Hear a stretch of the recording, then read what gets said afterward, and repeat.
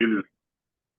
I'm going to start this. So it's such a surgical thing, man. There's no. All right, you just press record, right? Okay. Yeah.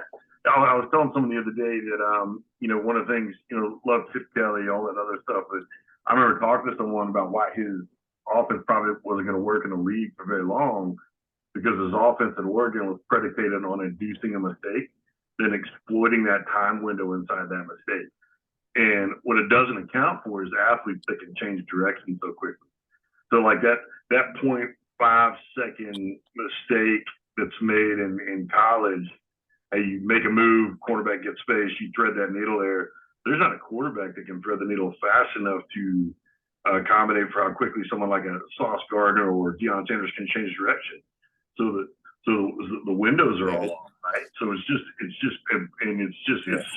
It's fascinating, right? That's true. The athletes, I get to see them up close and personal. And you've seen it too. It's incredible how these men that are so big and so strong and just the size, and then they change direction like they're half that size. Yeah, it defies logic. I remember when I was at the Ravens, I remember kind of like everybody has that humbling moment. And can you hear me okay? Am I coming through all right now? Yeah, you're breaking up every now and then, but I got most of it. Okay, I need to figure that out. You know what I think it is? I think it's, there we go. Let me know if this is better. But okay. I remember, because I'll put on my headset if it's not, but I remember when I was at the Ravens, I had the first, because I played kind of true middle, remember Mike, Sam, and Will, and occasionally I'll get up outside, but I remember they rushed me from the outside, and I got Jonathan Ogden, and I locked him out, and I was like, yeah, here we go. And then he grabbed me and he locked me out. And I was like, oh, no. It's like 6 inches through the world. I was like, oh, this is different. And he put me down. And I was like, okay, this is that different. He's a Hall of Famer, though, I think. So it does make you feel better. I tell people, like, it was a Hall of Famer. In my defense, he did that. He did that to a lot of people, right? And then he was so intellectual. I remember he picked me up afterwards and kind of brushed the dirt out of my face. And he was like, hey, after practice, I'd like to talk to you about von Clausewitz's Fog of War. I was like, wait. I was like, hold on. He's like, y'all had to read that. I'm like, we were supposed to. Like, you do that again, I'll tell you about it. Don't do that again, man. But that's awesome. That's phenomenal. I just talked to Matt Harden just a minute ago. He told me to tell you hello too. He was excited to talk to you. So, yeah, I want to be real good with your time. So, really quickly, what I want to do is I want to kind of explain what this show is a little bit more than I did than a text, and then what'll happen is I'll just ask you to kind of give a snapshot of kind of your story, and then there's really those 5 questions that I sent you earlier. And what we're doing is building a library of knowledge for veterans and athletes. I say this earlier. If you look at these kind of the way I talk about my life is just having been on this series of maps: the BallField, the BattleField, the Boardroom, and the breakfast table. And, I migrated from the BallField to the BattleField, and the BattleField to the Boardroom, and then started building a family, which is really the breakfast table. And if you look at leaving the BallField, the BattleField, and coming to the Boardroom as an invasion of sorts, we would never invade on the battlefield a location the way that we invade the Boardroom from the battlefield. We would never prepare for a game in the BallField the way we prepare for a career in the Boardroom. We don't do the terrain familiarization. We don't do some of these other things. And so what we're really trying to do in roadmaps is give someone a 22-minute, 21-second snapshot of what that industry actually is from people who are on the high ground of that industry that have already gone down these routes and have lessons learned and knowledge there, and replicating that kind of after-action report methodology that the aviation community and DoD community are the best in the world at it, right? Because there's no margin of error when you're flying a helicopter. And there's no margin of error when you're going 800 miles per hour. There's no margin of error when you're dealing with bombs and things that go boom, right? So how do we, and the ideal listener of this isn't always, but often, it's that veteran athlete that's sitting in his locker room trying to think about life after they're forward, or that pilot that's getting ready to go for a briefing and has already decided they're going to get out and trying to figure out what's happening next. So that's why I call it roadmap. How do you get to the high ground? For me, it's always about the high ground. And, you know, the way you get to the high ground on the ball from the battlefield is, you know, I remember on the BallField when you were coaching us in Navy, you just find and follow the right people to the right places, and you become your version of what you love about them. And same thing on the battlefield, you know, and so for me, the logic prevails and it works in the boardroom too. So that's really why we're here right now. And one of the things I hear people talk about all the time, but not a lot of people have they either don't have the passion to pursue it or they haven't gained the knowledge to pursue it, is going into coaching, right? And obviously the pinnacle of coaching in our sport is coaching in the NFL. And you've been there for a while, and you've been there, and you maintain and you've endured adversity, not just on the ball field, but just, you know, at the family level. And, you know, congratulations on your man cub, you know, going to IOC right now. It's pretty neat. Yeah, you finished in October, yeah. That's awesome. That's amazing. Yeah. IOC is the officer course and record. But really, so there's going to be these 5 questions that I'm going to ask you, and then, you know, eventually what will happen is we'll have this library that people can go to and get their specific questions. Hey, I want to coach college. I want to coach high school. I want to coach in the NFL. So you are a guy I've known for coming up on 20 years now, because I think I was a sophomore when you checked in '94. 94, I got there. Yeah, so you're coming up on 30. Yeah, and spring, and then 30. We don't talk about where I graduated in the class at the Naval Academy, right? So you're better at math. Me neither. Yeah, no. They trust you with a helicopter. They barely trust you with a knife, right? But so this first part, Rick, if you can just give us like a snapshot of kind of your story. I mean, you had this passion and feel for the game and coaching part of your family, but if you can just give us a big picture of kind of the Mike Priefer snapshot. So obviously I graduated from Annapolis in '89 and went into flight school, got the wings in December of '90. Loved flying. Loved flying helicopters. You played lightweight and I had a really good combination. I was small and slow, so it was not. I guess I was small, slow, and smart. I knew I was destined to be. Except the smart part.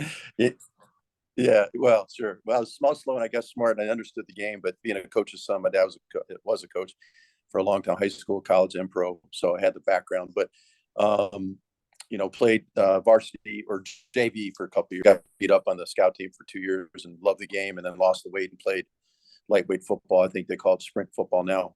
Loved it. Was a captain my senior year. We beat Army my last game.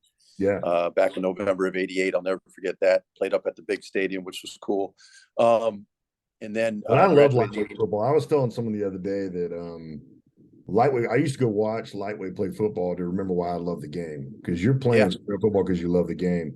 Oh, and absolutely. Jeff Melody gave me this lightweight football t-shirt, and I wore it all the time. And I remember when the war kicked off, I was working out overseas and I was wearing my Navy sprint football shirt. And this guy came and was like, "Hey man, did you play lightweight football?" And I was like, I don't remember when I was 165 pounds. I have no recollection of being 165 pounds. Clint, it was 158 for us. I was up to about 185 playing with the big team, and then I dropped the weight, and it was like being a wrestler. I mean, I had to lose weight every week, and it was hard. I mean, you would eat for 2 days, and you wouldn't drink a lot of water. That's what I loved about sprint football, was just the passion. If you're there, you love the game. And sometimes I needed to remember why I love the game, because it was pretty hard. So sorry for the divert. So, you know, commissioned in '89, and then went aviation, rotary wing. Flew what?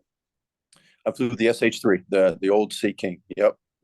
And they don't fly men around anymore, but it was, I loved it. They, you know, we're anti-submarine warfare, search and rescue, and then we transitioned and we're working with the SEALs. Once we were in the Med, and once the Soviet Union, or the old Soviet Union, left the Mediterranean, we were more working with the SEALs, which was a lot of fun working with that group of people. Obviously, you know that, and you know, flying them around. I remember we used to drop them off somewhere in the middle of the Mediterranean and say, "Hey, be here in 48 hours. We'll be here to pick you up." Okay, there's no land in sight. 48 hours, you know, there they are waiting on us. "Hey, you guys are late." Man, you told us where to be. So that water is deep and mysterious every time. Like you're never afraid of the water until you're in there and you realize just how much is below you. And then you're like, megalodon. I bet the megalodon's real. Like you know, and you know, the bioluminescence messes with you, because you're like, hey, is that a sea bass like 7 feet from me, or is that a great white shark 20 feet from me? Yeah. You're just looking at your swim buddy, going like, is he married? Does he have dependents? I mean, like, like, and it's yeah. Oh yeah, We it can always mess thought with you. rotor But wing guys are crazy. We're saying like these rotor wing guys are nuts, man. The stuff y'all do in those helicopters and all these. hey, Clint, well, the pre-flight brief when I was an aircraft commander, and I'm up there talking, doing the safety brief basically, and then the Navy SEAL lieutenant would go up there and he would talk about what the mission is, what they expected from us. It was like pregame. I mean, I used to get so juiced up, and it really was. It's more important than a football game, obviously, when you're going out there doing those sorts of things. So it was a great experience for me as a young guy, and I love doing it. And I miss flying. I've flown maybe 3 or 4 times since I got out. Just went out, rented a helicopter where some of my specialists, they might buy me a Christmas present and say, hey, here's $400, go fly for a few hours. And so I've done that a few times and loved every minute of it. But it was a great experience. But on my last deployment, and this probably would have been in 93 timeframe, I said, you know what, I gotta make a decision. Do I want to stay in? And I still had time. I still had my shore duty to give. I still owed time to the Navy, which I gladly gave, obviously. But I wanted to make a decision. Do I go to flight school? Am I going to be an instructor, or do I go to the Naval Academy and try to work my way in as a graduate assistant coach, which I ended up doing? Yeah. And Mr. Langle was our athletic director, as you know, and he said, well, if you're going to do this the right way, I'm going to make you get a master's degree. I said, sir, there's no master's program at Navy. He goes, too bad. You got to find yourself a master's degree. So I don't know if you know this. I was going to the University of Maryland 2 nights a week during the season. I would do the Navy shower, man. I'd sprint off the practice field.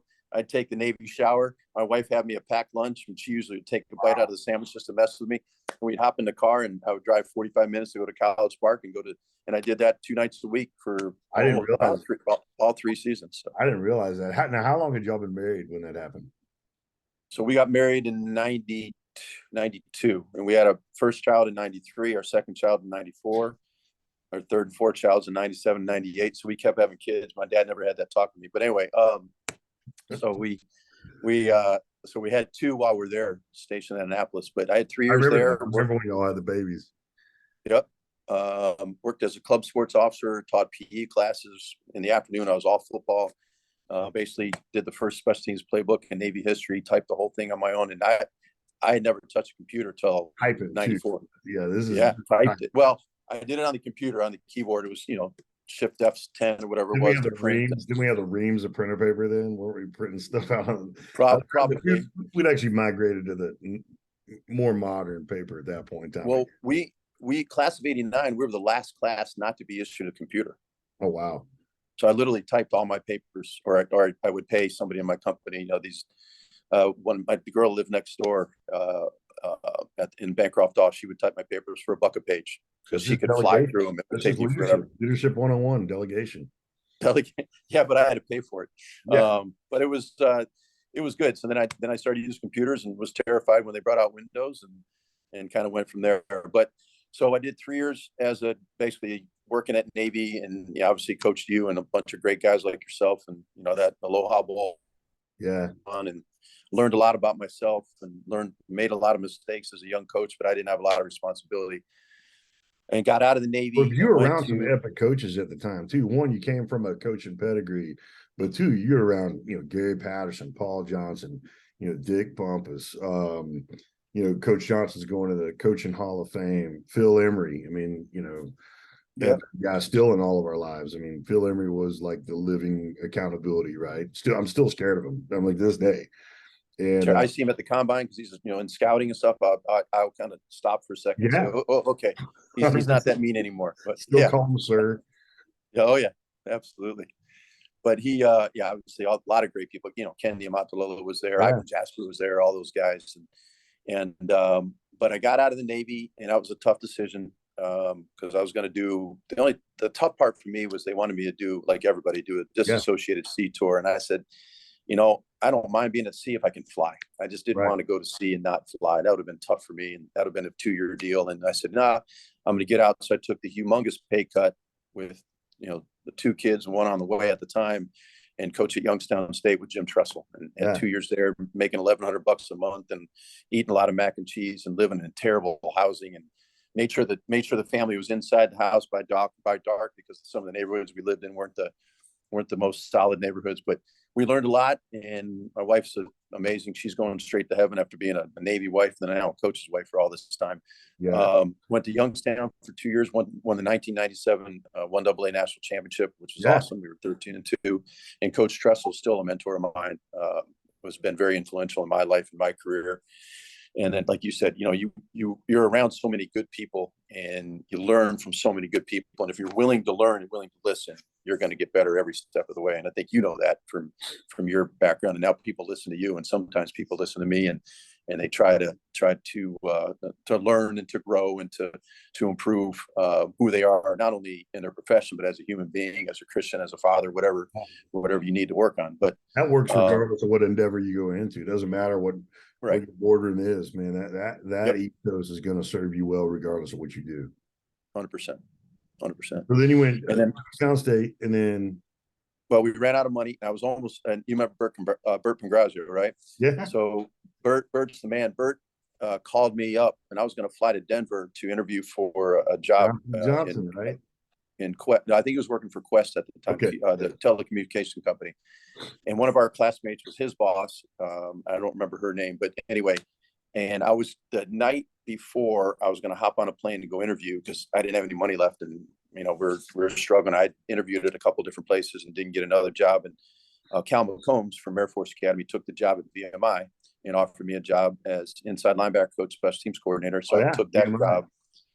Yeah, VMI for 1 year in '99. We were 1-10, and we beat Concord College, who I'd never heard of before, but we were 1-10. Paul Johnson was at Georgia Southern. He beat us like 70-7 or 7. That's when you learn a lot. You learn a lot in those 1-10 seasons. You learn who you are. You learn a lot about football, and you learn a lot about who you are. 100%. How you handle adversity, like you mentioned earlier. Did 1 year there, and then was fortunate enough to go to Northern Illinois University in 2000 with Joe Novak, who was another mentor of mine.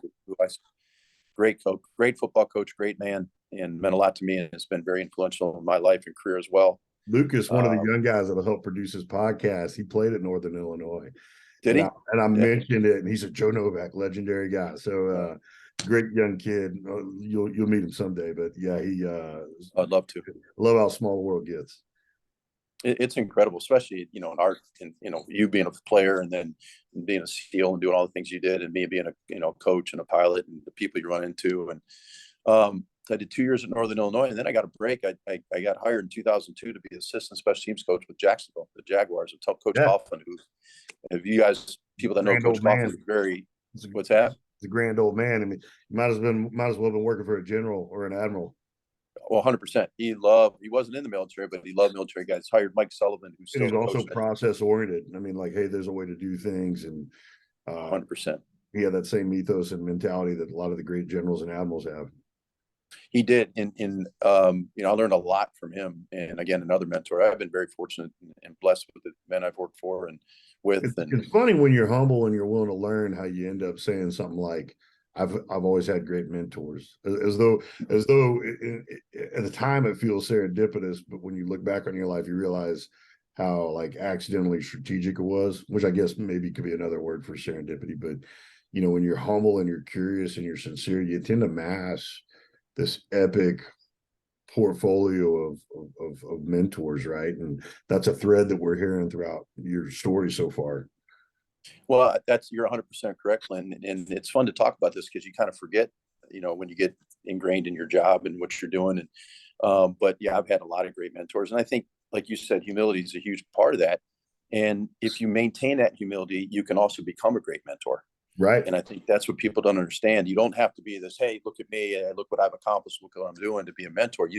If you maintain that humility, people are more attracted to you. They're more in terms of, wanting to learn from you and pick your brain and try to understand. Like we're talking about my story, and your story is, incredible as well. And I would say you have an obligation to be a mentor, to give as much as expected. Like in some ways, I feel like you become a little bit of I've always viewed myself as like a little bit of a librarian who's just kind of massed this knowledge of all these amazing people who gave me time I didn't deserve. And then when I see someone else who wants that knowledge, I'm like this curator, like this little library, hey, look at this shelf, like here's everything I learned from so and so, and it becomes it's a really neat season of life to be in, is to share what you've learned along the way. No, you're right, and it's our job, like you said, it's our job to be that mentor if there are people willing to listen. And as long as you're honest with people and transparent, and sometimes you know, along the way, you and I were told a lot of things we didn't want to hear. Oh yeah. But you learn, because you're humble enough to learn from that. And then if you're transparent with the people that you're mentoring, and they can learn so much more. And as long as you do it from I guess the view of being a leader, first and foremost, but then being somebody that can, have compassion and understand what they're going through, that person that you're mentoring, what they're going through, because we've been there before.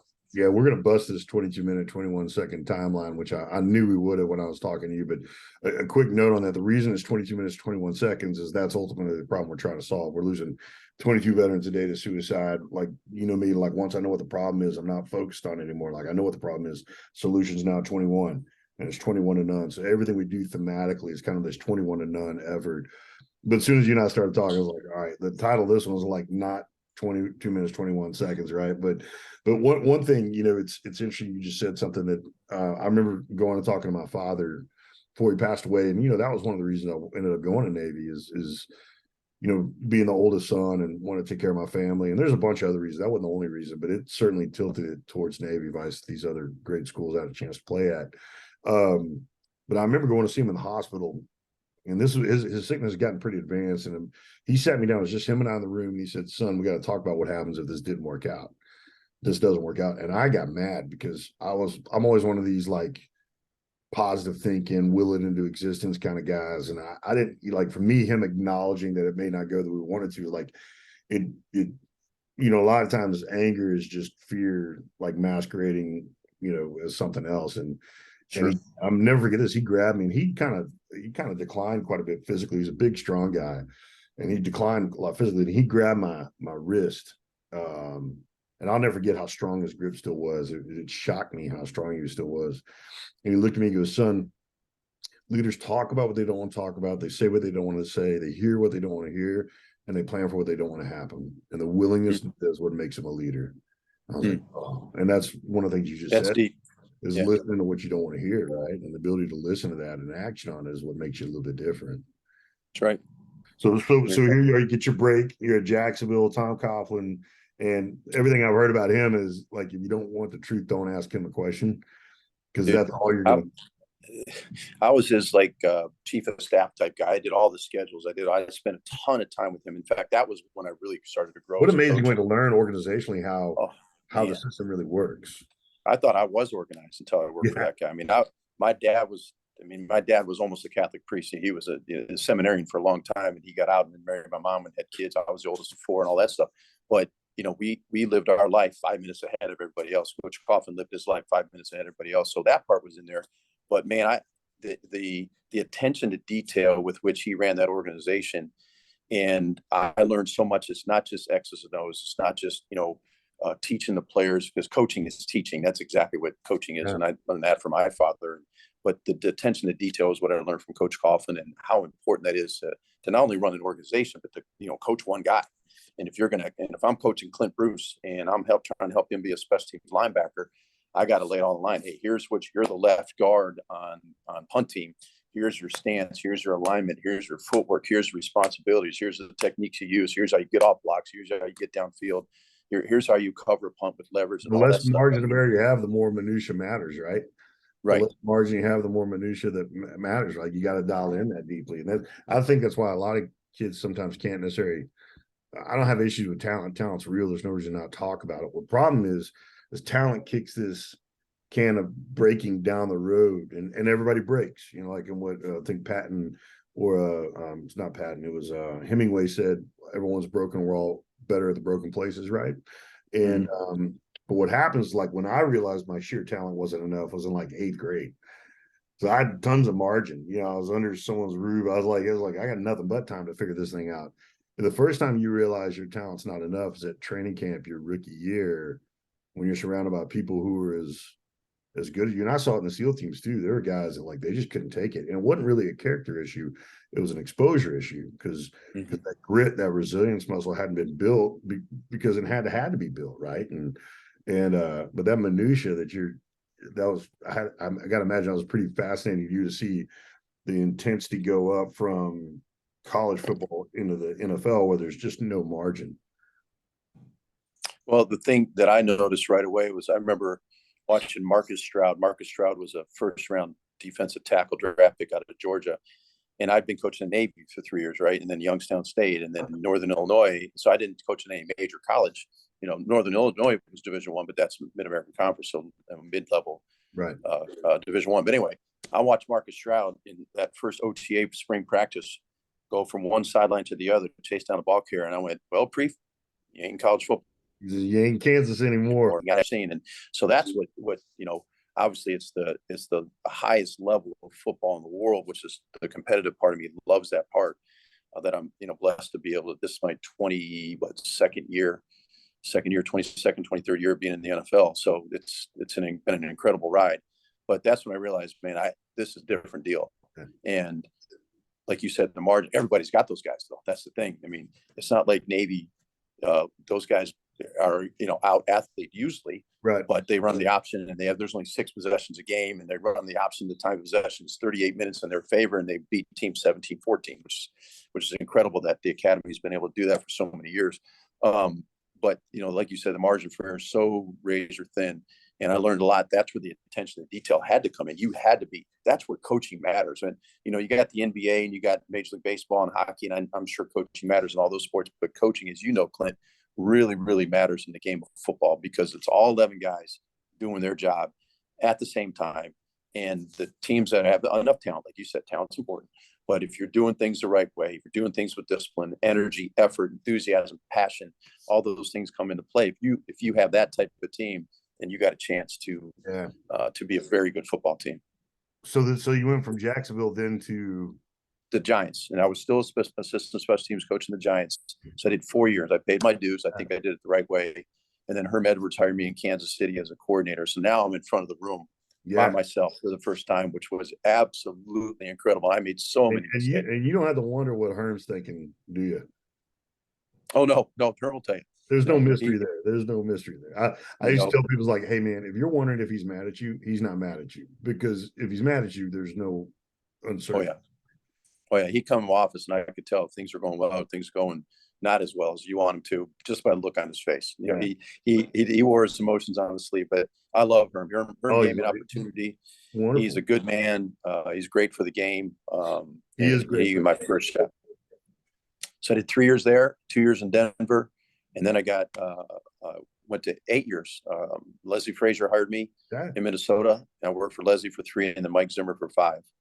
I let my contract run out after my youngest daughter graduated high school. I got my last 3 kids through high school, 3 of my 4 kids through high school in Minnesota. And then I've been in Cleveland. This will be my 5th year coming up. And awesome. It's been a great ride, man. It's been a great ride. Learn. And my dad told me a long time ago, Clint, that once you stop learning, you got to get out. And I've never stopped learning. Well, every day I learn. You owe it to the people looking at you. If you stop learning, you own your departure, right? Because if you're learning from someone who's now static and you're living in a dynamic world, I mean, the seawall's coming. That wave's going to hit that wall. Yeah, right? that's a good way to put it. Yep. And the guys following you are. So it's a worst kind of cascade effect ever, right? Just smashes against the wall. So that's awesome, Coach. And go ahead. I'm sorry. No, I was just going to say it's teaching these young men now is different than it was 20 years ago. I mean, the generation is completely different, and what they're motivated by, and what they listen to, but my thing is being a special teams coordinator. I got the greatest job in the world. I get to know the whole team. I know, the quarterbacks don't play for me, but one might be a backup holder. Nick Chubb doesn't play for me, but I get to know him. He might be on the hands team. I mean, linemen on field goal, D linemen on field goal. I imagine every day you're around a dude like Nick Chubb is just a day you remember why you're coaching. I mean, 100%. I saw this funny thing on him. The NFL mic'd him up, and one of your other players like, that's gonna be the most boring mic'd up you've ever heard. Yeah. Like, he doesn't talk, he doesn't say anything. That's exactly right. And but you want to talk about the professional. You want to talk about the kind of guy you crave. If you're in a military unit and that dude checks into your unit, and you're just like, let's pick the biggest mission on the planet, man. You give me 10 guys like that, and They're just going to do the job. They're going to excel. They're going to be genius when you need them to in a way you couldn't have planned it. And then they're going to try to distribute that genius to others to the extent they're willing to take it and willing to do it. It's just fascinating stuff. So now we'll that's awesome. I love that story. That we'll now try to migrate to the bones of the roadmap show, which is really just these 5 questions, and I'll read them off to you, and then we'll kind of go through them sequentially. And the first one is as it relates to football, like, what did you think it was going to be like? The second question is, what did you realize it ultimately was, and how long did it take you to figure that out? The third question is, in retrospect, what did you do too much of during or preparing for this career? The fourth question is, in retrospect, what did you too little of as you during preparing for? And the last one is, what one thing can someone who's interested in coaching football at any level, but if they're really interested in going to the NFL, what's the thing they can do, the certification they can pursue, the book they can read, the industry group they can join the minute they get done listening to this? So those are the questions we'll burn through. And the first one is this, and I think your answer may be a little bit different than others because you had already been around it. Like, what did you think football was going to be like, and then what did you realize it actually was, and how long did it take you to figure out that delta? That's a great question. So the first part of that is, when you go into coaching, and I watched my father coach at high school, college, and the pro level. Where did he coach? Where did he coach in college and the pros? He coached college ball at Miami, Ohio, and North Carolina, and Georgia Tech, Kent State, Georgia Tech. The cradle of coaches. Yeah, he did 1 year there in '77. In the pros, he coached with the Packers, the Chargers, and the Lions. And wow. I think he did 15, 16 years in the NFL. So he had over 4 years of coaching. So I'm real proud of the way he did it, high school, college, NFL. That's why I was so proud to do 4 years as an assistant special teams coach, to pay your dues. I'm big about paying your dues. A lot of young coaches now get opportunities, and they're not ready for those opportunities. I was ready to be a coordinator, even though I made a lot of mistakes. I felt like I was ready because I did the assistant special teams route. But I think when you get into coaching, you think, all right, everybody's going to listen and everybody's going to pay attention to little stuff, and you're just going to tell them one thing one time, and they're going to go out and do it. And I was wrong. I mean, even as smart as the guys are, some of the guys are at the Naval Academy. When I first started coaching, he's talking about me. Just want to know, he's talking about me when he says some of the guys. Is like, we both know Clint got in after Desert Storm. I don't think anybody else is applying. They just kind of like, you're dumb, but you can hit. So come on. Yeah, come on. No, but everybody learns differently. That's what I didn't realize at first. Yeah. Everybody, you can't just tell a young man something one time, expect them to correct it. You got to, you hope he's not an error repeater, which obviously you want to avoid being an error repeater. You get replaced in the NFL. In college, you just got to, keep plugging away and keep getting that guy ready. But I think that's the one thing that really helped me initially was everybody's going to learn differently. Not everybody mind works the same, and I think I had that idea. I just didn't realize it in terms of football, coaching football, and that was a big thing for me. Once I figured that out, and it probably took 2, 3, 4 years to really understand how each young man needs to be reached. And I think the bottom line, and I think this applies to pretty much every business, is that whoever you're mentoring, wherever you're coaching, wherever you're talking with, and that younger person, they really aren't going to listen to you until they know how much you care about them. Yeah. And that's the one thing I felt coming out of the Navy, coaching there and going to Youngstown and going to the different places and say, you know what, I got to get to know these guys, whether I'm coaching a position group or I'm coaching a big group or I'm coaching the special teams, I'm coaching almost everybody on the team, is that I got to know, I got to learn who they are, what makes them tick, what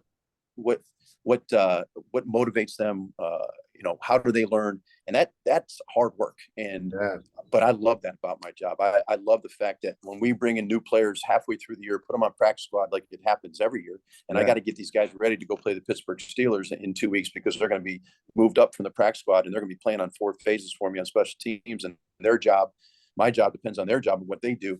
I'd love that. And I've learned to embrace that challenge and that adversity. And it's really helped me grow as a coach, and it's helped me adapt with the times, and it's helped me help these young men get better. So I don't know if that answered. No, it did perfectly.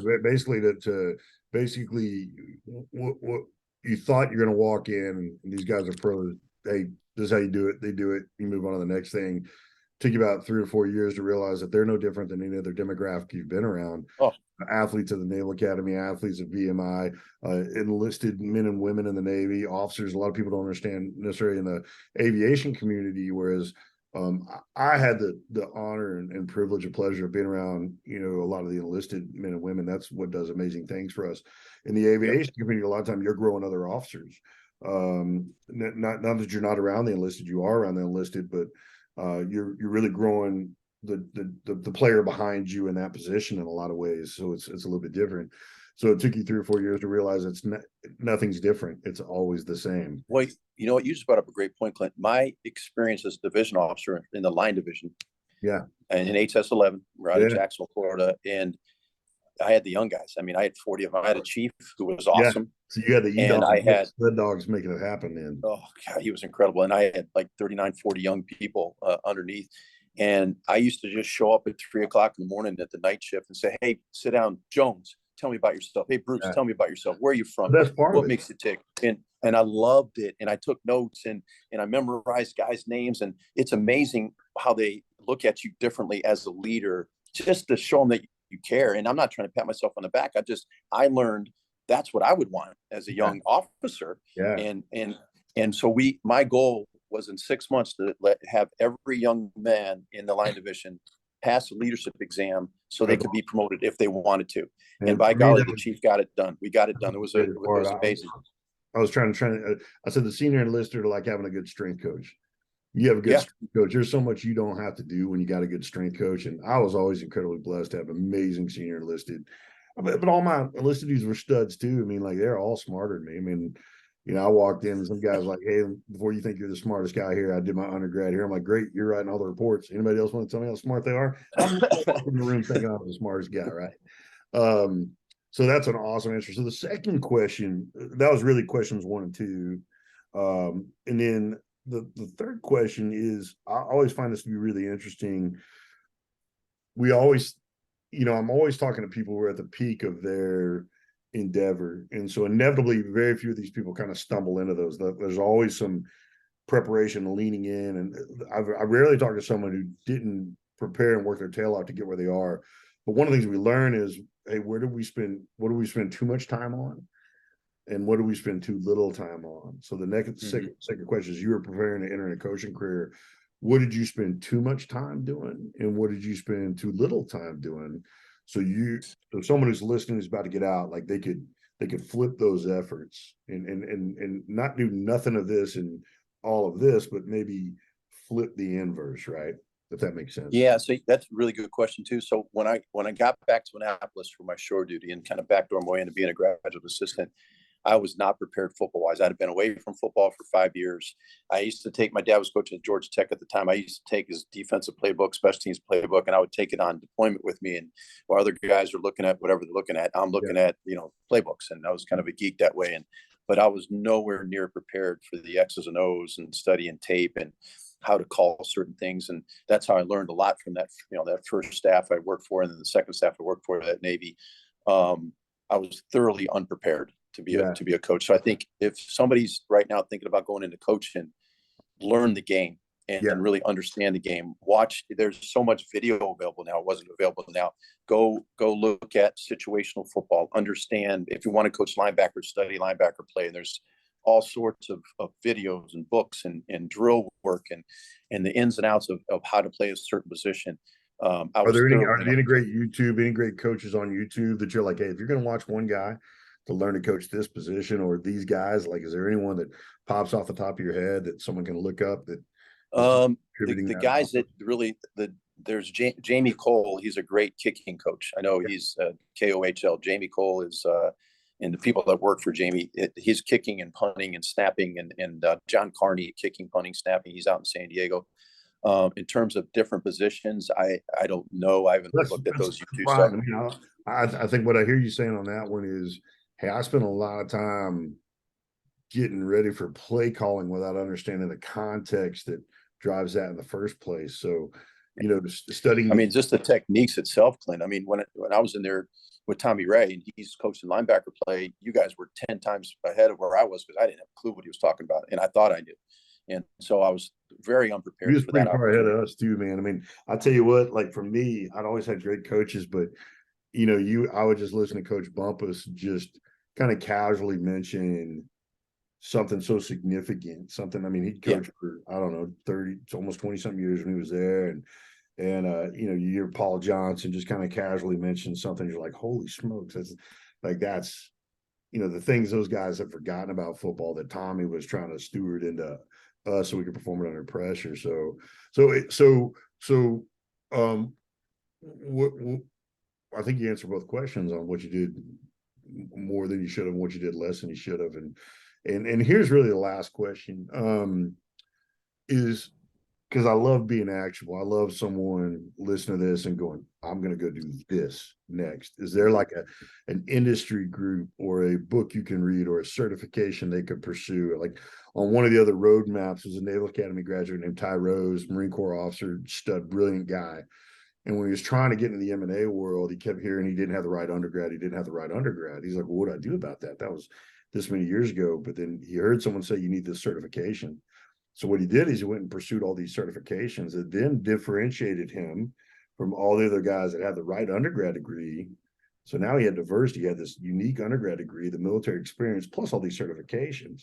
And so it's kind of like an end around. So is there any kind of a industry group kind of certification, anything that is kind of like a catalyst towards getting into the coaching profession and the NFL? Because you're an NFL coach, and there's guys and gals that are going to be watching this that want to coach in the NFL. So first of all, if some of the most unsung heroes in America are high school football coaches. Yeah. I know men and women. I know women are coaching more and more now too. The high school football coaches have saved generations of men from our guys on our team. You're right, Clint. The guys on our team who, that I've been around, who are really good people, and you look at their background and it's like, holy cow, how in the world are they that good a person? And a lot of it goes back to, mom and grandma and, but the male figure in their life a lot of time was the high school football coach. And like you said, they've saved generations of men. I didn't mean to interrupt you, but you're exactly right. You're exactly right. So I think the unsung heroes, like you said, the good ones, the ones that aren't ego driven, they're driven by the love of the game and the love of working with young people, which got me into coaching in the first place, is loving the game of football and loving coaching young people in a game that I've grown to love over my time in coaching and just in my life. But I think in order to be a high school coach nowadays, you have to be certified. You have to have a teaching certificate, or you certainly have to have a college degree. If you want to coach in a private school, you have to have a teaching certificate if you're going to coach in a public school, and you have to be a teacher, usually either phys ed or history or whatever your passion is. That part's important. And nowadays, to coach in college, you have to have a college degree. In the NFL, you don't have to. I've met several gentlemen that have been very successful pro football coaches that did not graduate college because they went from their former players that went 3 years of college and then went right in the NFL, played for 10 years, now they're coaching. So there's so many different ways to do it. No, that's not the rule, That's true. That's true. So one of the things I hear you saying there is like, hey, get immersed in the game, establish, whatever prerequisites exist, you need to pursue those or be in pursuit of those. I don't know what the rules are. I think there's, in some ways down here in Texas, there's opportunities to volunteer, with area high school football teams, as long as you're in the pursuit of that prerequisite. Right. And then, a lot of things, you can get your CSCS and all these, I mean, you got to get your degree in those things too, but, you got to have paper, you got to meet the prerequisites. So pursuing those things, understanding what those prerequisites are for the demographic you want to coach, volunteering your way into relationships that allow you to maybe expedite the process, and,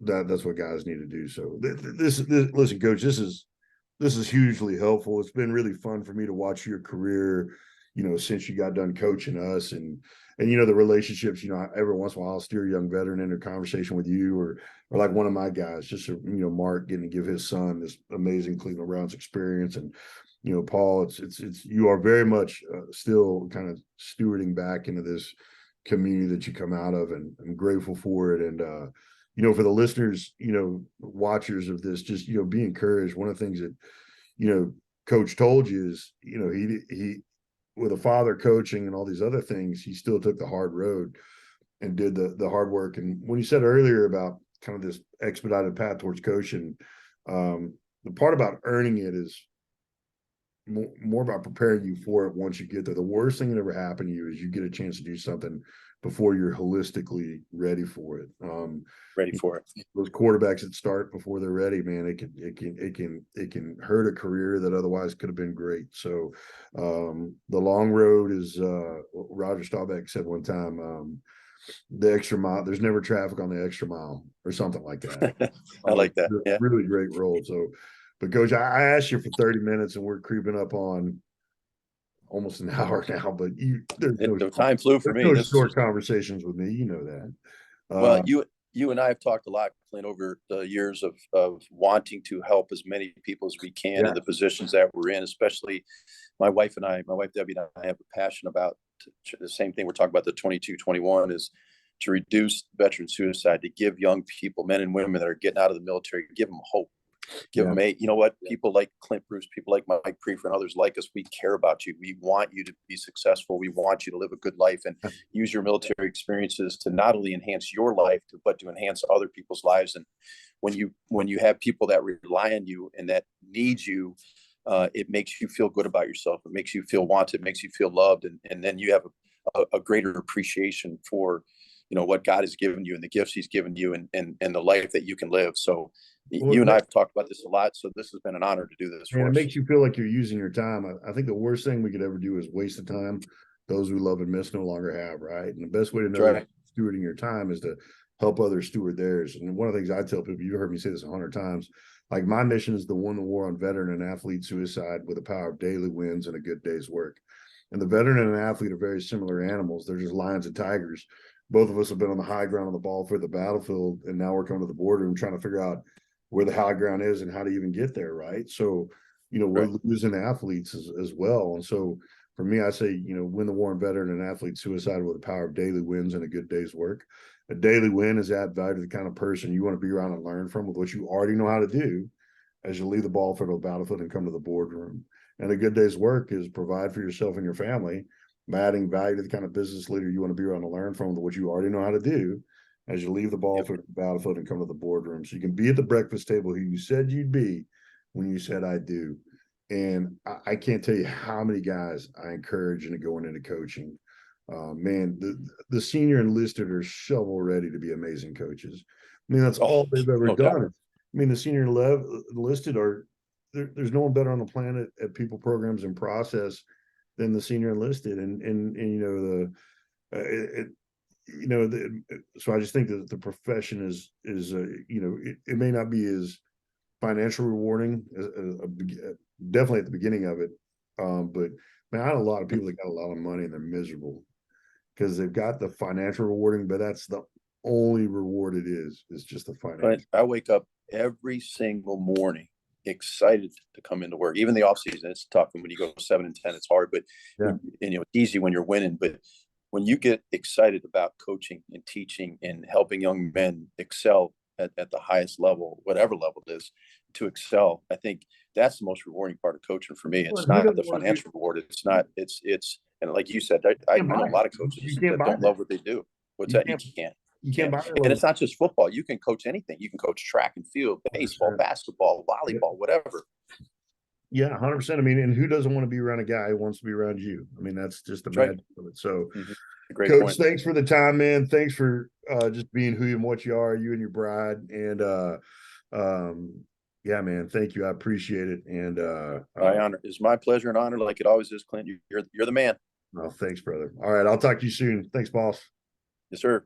Go back out of here.